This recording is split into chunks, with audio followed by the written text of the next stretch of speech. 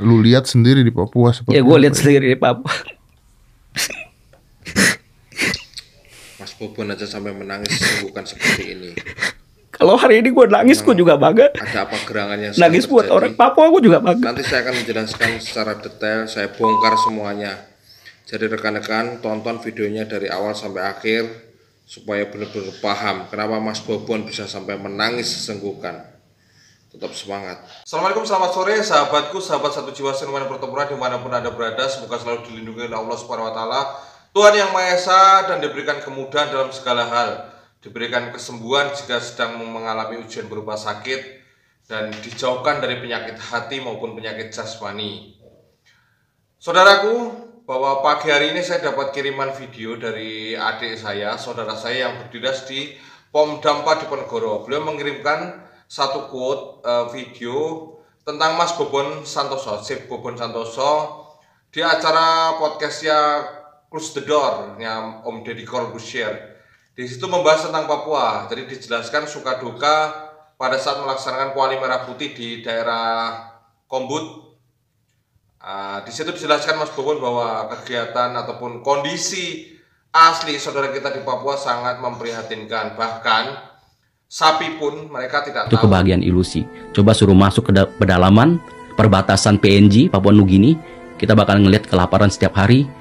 Pekerjaan nggak ada, uang nggak ada, mau beli makan nggak ada, cuma punya sistem barter di sana. No.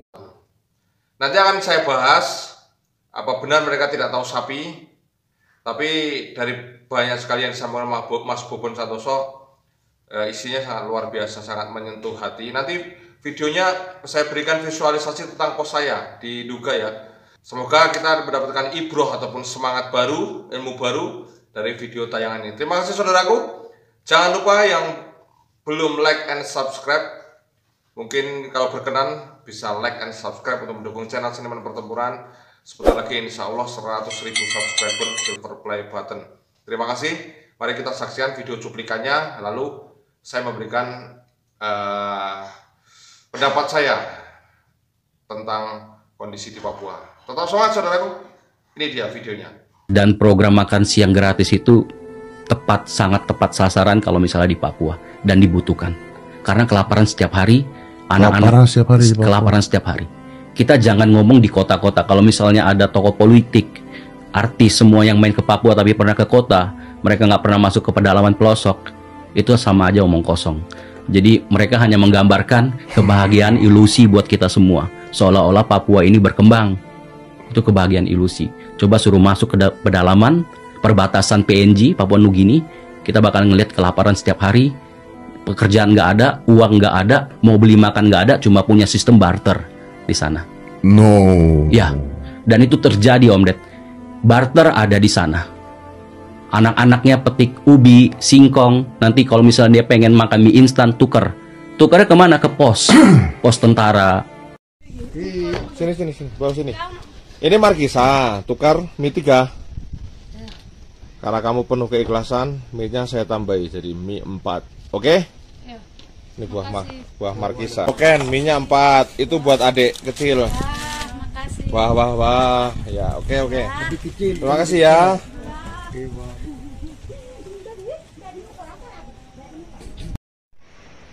Wah, makan terus. Ada masak kah, Dione? Yo. Baru Pos tentara, teman-teman kita TNI di pedalaman di pos itu luar biasa kerjanya. Selain mengamankan wilayah kita, ternyata mereka juga masuk sampai ke urusan perut.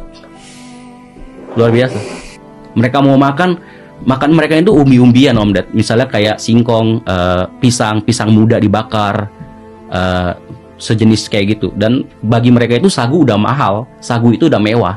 Begitu ketemu beras itu udah paling mewah bagi mereka. Dan lu masak apa? Dan gue masak kemarin sapi di sana. Mereka nggak pernah ngeliat sapi, nggak tahu kalau ada hewan sapi. Orang di Papua itu nggak Iya, tahu kalau di kampung itu nggak tahu kalau ada hewan namanya sapi. Nggak tahu. Di Papua itu. Di Papua itu. Jadi ketika lu masak, wah senengnya gimana? Senengnya luar biasa. Adik-adiknya kan karena gue taruh sapi itu di pos tentara di situ kan, pos kombut situ kan. Tiap hari mereka ke sana. Mereka bilangnya babi besar. Jadi dikirain itu babi. Dan gue tanya ke ada satu lansia di sana Apakah pernah makan sapi? Jawabannya bukan pernah atau tidak tahu sapi. Jawabannya seperti itu. Dan di situ ya gue sedih. Maksudnya ya kalau misalnya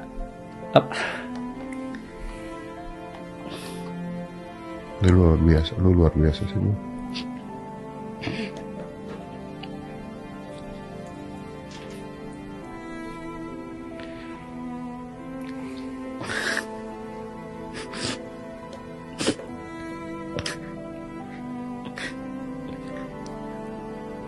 Ya faktanya gitu, kita punya saudara yang susah minta ampun. Tadi video keseluruhannya saudaraku, jadi saya menambahi ya, memang kondisi saudara kita di Papua seperti itu, tidak ada pekerjaan, kemudian ada sistem barter di sana, apalagi yang orang-orang gunung itu hanya mengenal barter dan menguasai bahasa sukunya, jadi sangat susah berinteraksi. Kalau ada anggota TNI yang mencoba komunikasi, kadang-kadang yang mama-mama, yang bapak-bapak, yang tua-tua itu tidak menguasai bahasa Indonesia.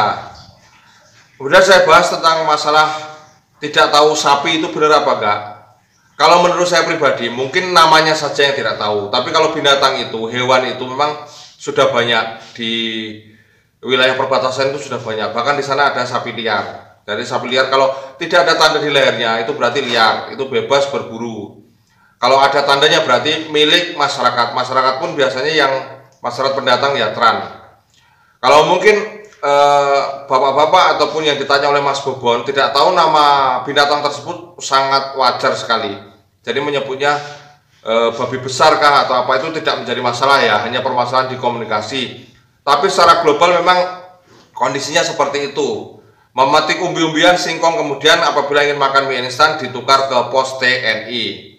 Nah di sini yang perlu digarisbawahi, kenapa di pos TNI bisa melaksanakan seperti itu ya? Karena TNI itu satgasnya di samping satgas pengaman perbatasan, di samping satgas mobile, di samping satgas Pamrahwan, pengaman daerah rawan, juga sebagai satgas teritorial ataupun satgas kemanusiaan. Jadi tugasnya adalah merebut hati rakyat Papua. Saudara-saudara kita yang belum tahu itu kan perlu didekati, perlu dikasih pengertian bahwa Papua ini adalah bagian dari Indonesia. Seperti itu. Dengan pendekatan persuasif, dengan pendekatan sambil makan-makan, sambil minum kopi, itu akhirnya bisa masuk, bisa tahu, bisa cinta terhadap tanah air Indonesia. Jangan sempat kita sebagai aparat keamanan yang di sana tidak mendekatinya, akhirnya salah pergaulan, diberikan doktrin-doktrin menyesatkan oleh OPM, oleh Gianus Kobe dan kawan-kawan, akhirnya mereka pun terdoktrin sehingga melakukan pemberontakan seperti itu.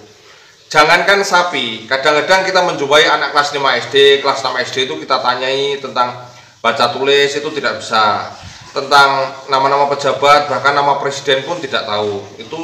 Itu memang benar-benar fakta adanya di sana. Kemudian prajurit TNI itu kan banyak sekali ya, yang satgas mungkin. Itu yang melakukan kegiatan kemanusiaan kan tidak semuanya, karena kembali lagi ke pribadi manusia masing-masing. Kadang-kadang yang untuk mencukupi kebutuhan dirinya sendiri aja masih kurang, apalagi untuk mungkin disisihkan untuk membeli mie untuk dibagikan ke masyarakat itu kan nggak ada memang, karena nggak ada ULP-nya mungkin pas untuk kebutuhan pribadi. Jadi mungkin apabila ada prajurit-prajurit TNI, prajurit Brimob, rekan-rekan yang di sana kegiatan kemanusiaan, kegiatan sosial itu karena mungkin memiliki tabungan yang lebih, kalau tidak ya mungkin memiliki rekanan atau sponsor yang secara rutin ingin berbuat untuk saudara kita di Papua. Mohon maaf bukan apa-apa. Saya contohkan saya sendiri. Di sana mungkin rekan-rekan yang sudah menonton video saya atau mengikuti channel saya dari awal sampai akhir itu kan sangat, saya bisa dipastikan tiap hari itu Hone pasti selalu berasap. Di situ ada kehidupan, ada makan-makan, ada minum kopi, ada ngerokok anggur kupu. Itu kalau saya pribadi los-losan jelas saya tidak mungkin ada dana untuk melakukan aktivitas tersebut, karena tahu sendiri di sana juga biaya-biaya mahal.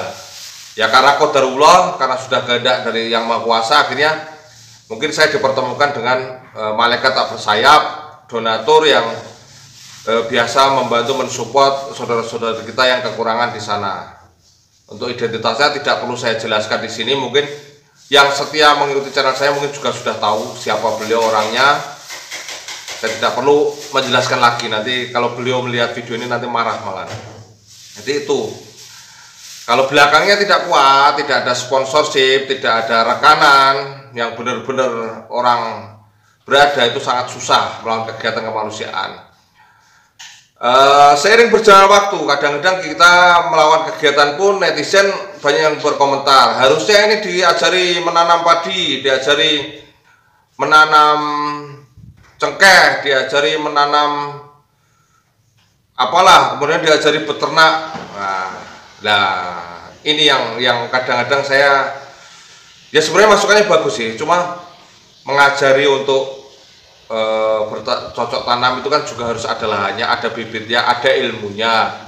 Beternak juga harus ada ternaknya, harus ada ilmunya juga, nggak asal-asalan. Sedangkan kita TNI Polri itu kan di sana kan menjaga keamanan. Kalau memang mau seperti itu ya harus dilibatkan mungkin dinas sosial, dinas peternakan, dan harus menjadi proyek nasional. Kalau kita kan sebatas yang urgen dulu, yaitu urgennya adalah kebutuhan primer. Ada juga yang masih berkomentar, jangan dikasih ikannya terus, coba kasih kailnya. Posisi seandainya dikasih kail pun di sana tidak ada kolamnya untuk mancing ikan yang sama saja. Jadi sementara baru dikasih suplai ikannya dulu untuk dikonsumsi. Itu ya saudaraku. Jadi semoga dengan bergabungnya di channel ini kita semakin menambah wawasan kita ke depan. Di sini tempatnya adu mekanik, tapi yang usahakan yang positif, jangan pernah menyinggung soal rasisme ataupun sara, karena jujur dari hati saya membuat channel ini untuk mempersatukan segala perbedaan. Ayo kita sharing, kita cerita-cerita tentang apa saja supaya intinya ada solusi dan tetap rasa persatuan dan kesatuan serta sinergitas kalau aparat ya TNI Polri itu semakin kuat, semakin terjalin. Jadi saya mungkin nggak asal-asal upload video yang viral. Ini ada siswa taruna akpol lawan pengasuhnya, saya nggak upload seperti itu. Ada mungkin polisi ngeroyok polisi, saya tidak upload itu. Kemudian ada oknum TNI berbuat apa, saya tidak upload itu, karena saya tetap masih ada koridor yang perlu saya pedomani.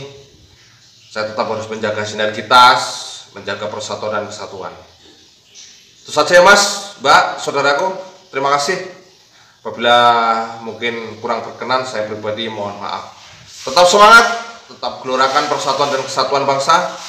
Salam satu jiwa, seniman pertempuran. Assalamualaikum warahmatullahi wabarakatuh. Saat hati terbuka kembali, terketuk oleh nurani, terjawab mimpi-mimpi yang dulu pergi telah kembali. Rasa saling peduli, berbagi bersama di sini, mencoba untuk memberi tanpa berharap untuk kembali. Di sini ku mengerti bahwa di dunia ini tak ada yang abadi. Ku berharap ku kan mengerti bahwa hidup ini hanyalah ilusi. Malaikat tak bersayap, salam rindu kami di sini. Malaikat tak bersayap, ku kan berdoa di dalam hati. Malaikat tak bersayap, terima kasih segala budi. Malaikat tak bersayap, ku kan berjanji untuk tetap setia pada NKRI. Hujan hanya membasahi tak menghalang gelora semangat yang ditetapkan Tuhan dari tengah-tengah Jaya Kabupaten Duga Papua. Saya ingin menyapa dan salam satu jiwa. Tetap 55 untuk Indonesia. Hebat, hebat.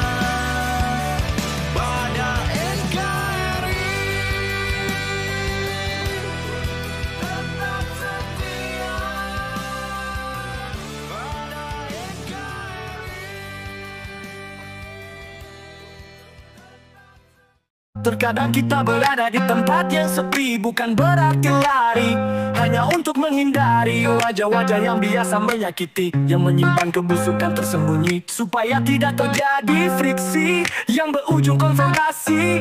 Kita dilatih menjadi satria medan laga, bukan hanya jawara panggung sandiwara. Karena sandiwara akan selesai jam tayangnya, tapi seorang satria akan tetap terkenang seiring dengan berdirinya sebuah negara. Salam hormat dari seniman pertempuran kepada rekan-rekan yang pernah dihantam kejamnya persekongkolan. Salam hormat dari seniman pertempuran kepada rekan-rekan yang pernah tersisihkan oleh konspirasi kemunafikan. Tetap tenang kawan, masih ada Tuhan yang menyaksikan. Hari ini tertawa, besok bisa menderita. Hari ini bahagia, besok bisa terlunta-lunta. Hari ini menjatuhkan, besok bisa hancur berantakan. Ini bukan tentang hukum karma, tapi alam sedang menunjukkan prosesnya. Ini bukan tentang permusuhan, tapi ini realita kehidupan. Seniman pertempuran, seniman pertempuran. Mungkin kerasnya batu karang akan terkikis oleh derasnya air hujan, tapi tidak selamanya kecurangan selalu memenangkan sebuah peperangan. Barang siapa berjalan dengan kebenaran, maka akan menemukan kebenaran. Salam satu jiwa seniman pertempuran. Salam hormat dari seniman pertempuran kepada rekan-rekan yang pernah dihantam kejamnya persekongkolan. Salam hormat dari seniman pertempuran kepada rekan-rekan yang pernah tersisihkan oleh konspirasi kemunafikan. Tetap tenang kawan, masih ada Tuhan yang menyaksikan. Hari ini tertawa, besok bisa menderita. Hari ini tak percaya, pajamnya persekongkolan.